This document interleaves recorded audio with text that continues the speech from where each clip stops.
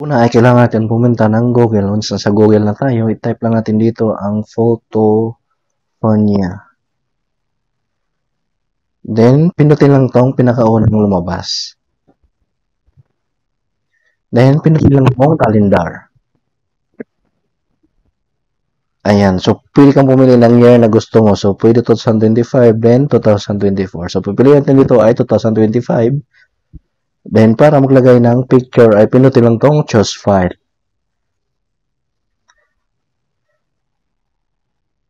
Kung wala yung picture na dito, na gusto nyo ilagay, ang pipindutin na ay browse.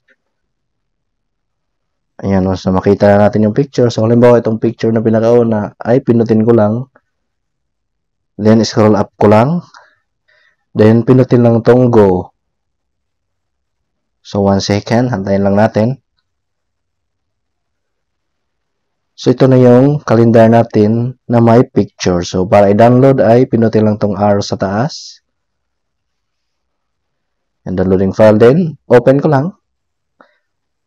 So, ito na yung calendar natin na may picture.